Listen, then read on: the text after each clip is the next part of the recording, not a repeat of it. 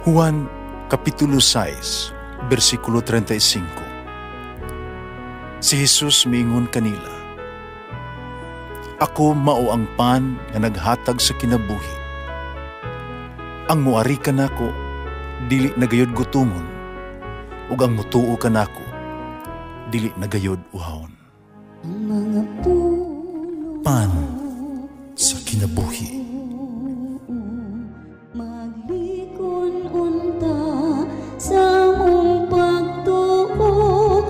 Gagakakabi sa pagtuman sa imong mahal nga kasuguan.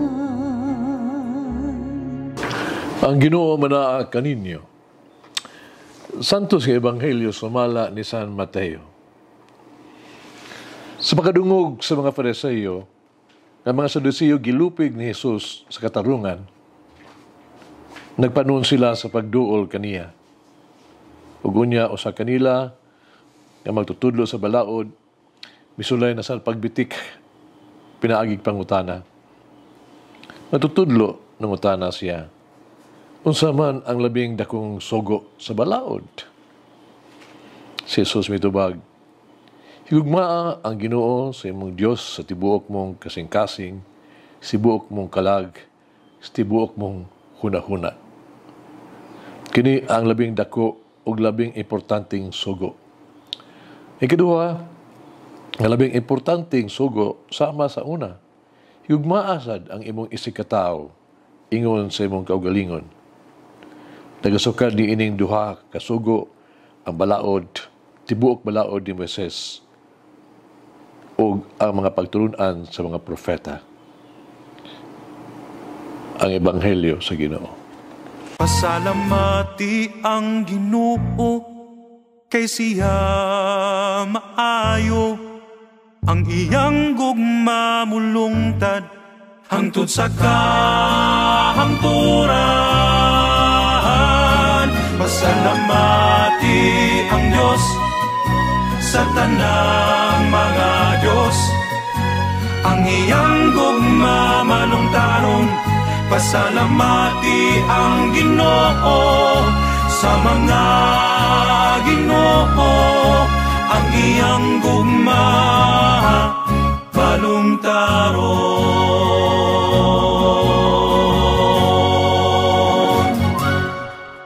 Ang labing tinuod nga kamatuoran nga ikaw nahigugma sa Dios, kung ikaw mahigugma sa imong isikataw. Sa Ebanghelyo karon dipadayag ni Kristo, ang tanang sugo sa Ginoo ulitok lamang sa usalang kapulong, kanang pulong nga gugma. Una mo ang gugma sa Dios. Ikutlo ni Jesus ang Deuteronomy chapter 6 verses 4 to 5. Din kini nagsulat, "Pung papamati o Israel, ang Ginoo mo ang atong Dios, ang Ginoo lamang. Kung gugma ang Ginoo nga imong Dios sa tibuok mong kasing-kasing, tibuok mong kalag, o tibuok mong kusog." Ikaduha, manggugma sa atong isikataw. Sigutan ni Jesus ang Levitico, chapter 19, verse 18. Na nag-ingon, "Higugmaa ang imong isikataw sama sa imong kaugalingon." Kining duha kasugo, managsama ra. Ang gugma sa Dios nilambigi sa itong gugma sa silingan sa itong isikataw. Atong gugma sa Dios nagpadayag kung makita sa atong gugma sa itong isikataw.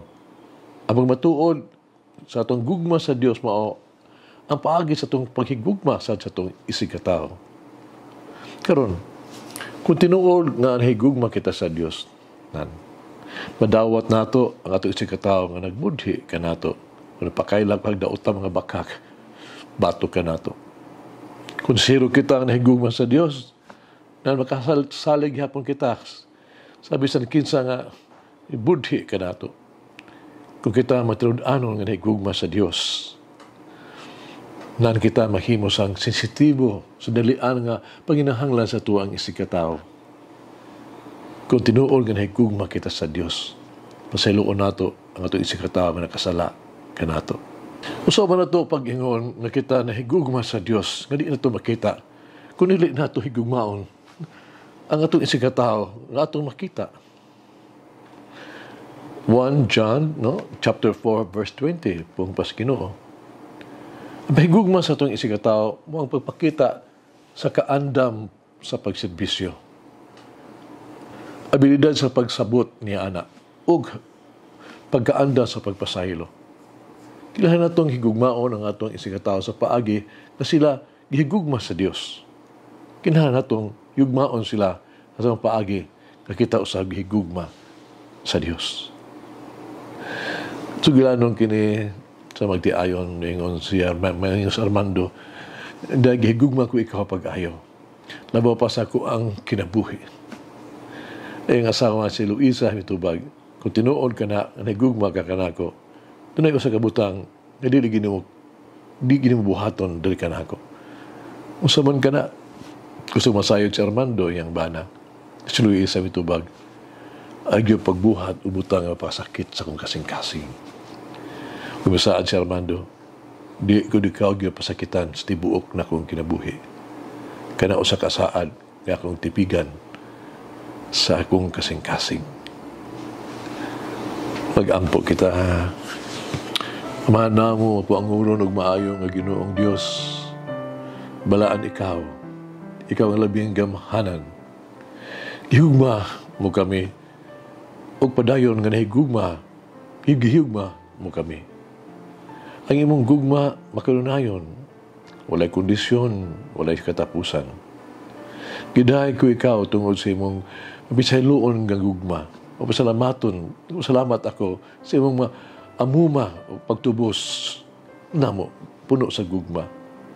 Gidahay ko ikaw sa imong dako ug mapaangurong gugma alang kanamong tanan. Tabangi ako karon sa pagigugma kanimo sama sa imong pagigugma kanako. Himuang nga ako ang gugma kanimo matinud-anon dili mabahin-bahin. Us kanunay tinuod tunhay. Tabangi ako karon ngay paambit ang imong gugma sa uban. Uban sa sincero nga katayuan, uban sa pag-atiman sa pakita sa mga buhat. Amen. Mama Mary, grant me the grace to always give thanks to God for all He has done for me. Mulangin ang Diyos magagahom sa tanan, Amahan, Anak, Espiritu Santo. Amen. May the Lord of the divine mercy bless us all, heal us from all diseases and suffering. Ayun unta niya kita, tanang mga sakit na sa lawas o sa kalag, body and soul. In the name of the Father, the Son, and of the Holy Spirit. Jesus, I trust in you. Amen. Whoever eats the bread of life will never hunger, says the Lord. Kay galaan inyong nabati ang pagpaambit ug hamubong pamalandong sa pulong sa Dios pinaagi sa tulumanon pan sa kinabuhi nga gidumala ni Monsignor Daddy Silva. Hangtod na usab sa sunod higayon, daghang salamat.